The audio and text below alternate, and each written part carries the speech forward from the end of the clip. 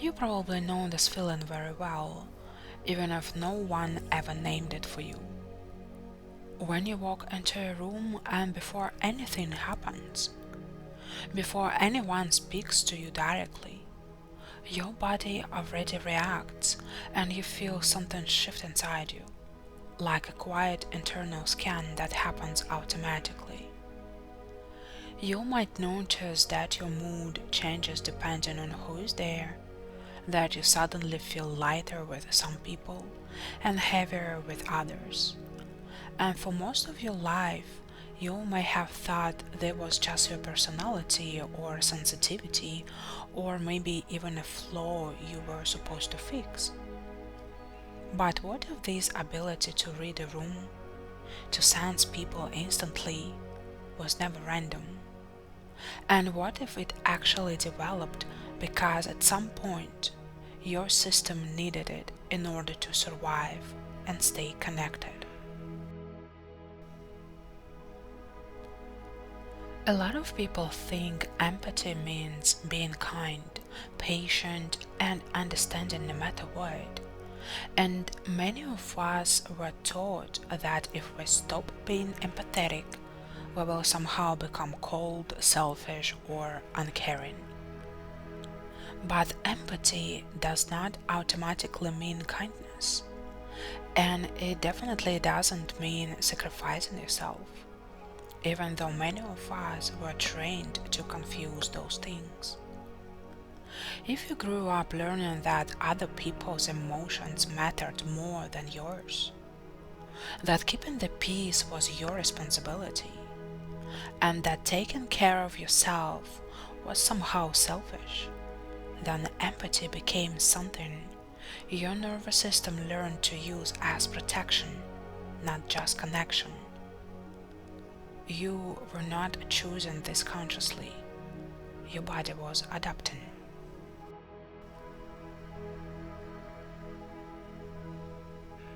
When you live in an environment where moods are unpredictable, where love can feel conditional, or where emotional reactions can change suddenly, you stop relying on words and start relying on energy. You learn to feel the shift before it happens, to notice tone changes, facial expressions, and silence. And over time, your system becomes incredibly good at sensing what is about to come. This is not intuition in a magical sense, and it is not imagination, but a very real nervous system adaptation where your brain learns that staying alert and attuned is safer than being relaxed and unaware. Your body learned that connection equals survival. From a neuroscience perspective, this is closely connected to mirror neurons, which are the parts of the brain that allow us to internally experience what other people are feeling. Everyone has them, but when you grow up in an environment where you must constantly monitor others in order to feel safe, these neurons become highly developed, almost overtrained, and they start working very fast and very automatically. This is why you don't just understand how someone feels. You feel it in your own body, sometimes before they even realize it themselves. Your nervous system mirrors first and asks questions later. Over time, this mirroring can become your default state, meaning that instead of feeling like yourself, you feel like whoever you are around. If someone is anxious, you become anxious. If someone is sad, you feel heavy. And if someone is calm, you suddenly feel more like yourself again. The problem is that if no one ever explained this to you, you may have spent years believing that all of these emotions belonged to you, when in reality, many of them were passing through your system from other people. And when you never learn where you end and others begin, your sense of identity slowly becomes shaped by reflection rather than self-awareness.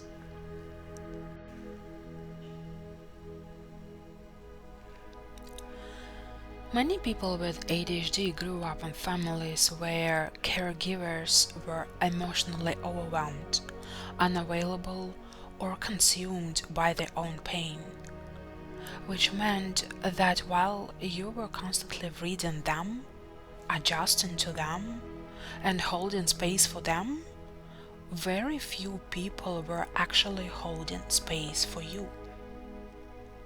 You were looking into mirrors that were cracked, foggy, or distorted, and the reflection you received back did not show your full self, only pieces filtered through other people's wounds.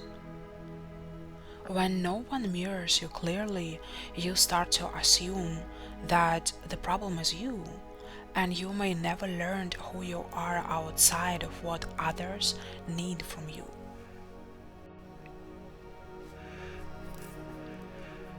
This is why being alone can feel strangely uncomfortable at first, because without other people's emotions to mirror, your system doesn't immediately know what to tune into.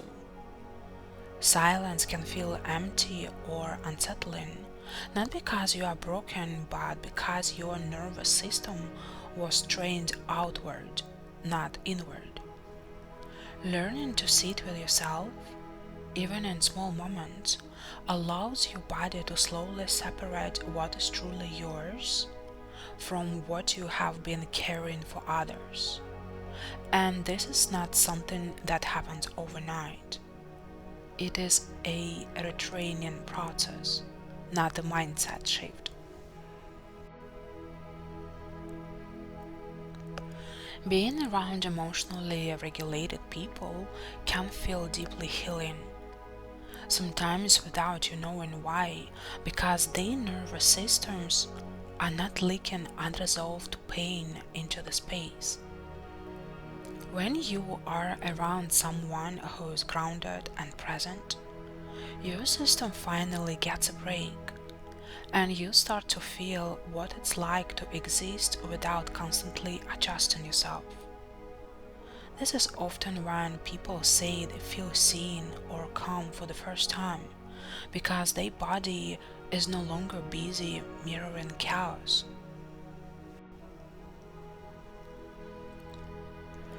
At some point in healing, you may meet someone who can reflect your back clearly, without projection, without emotional hunger, and without distortion. Being seen this way can feel intense and even disorienting, because for the first time you are meeting yourself without the noise of other people's pain layered on top. And the version of yourself you see there may surprise you, because it is often stronger, softer, and more whole than the identity you built in survival mode.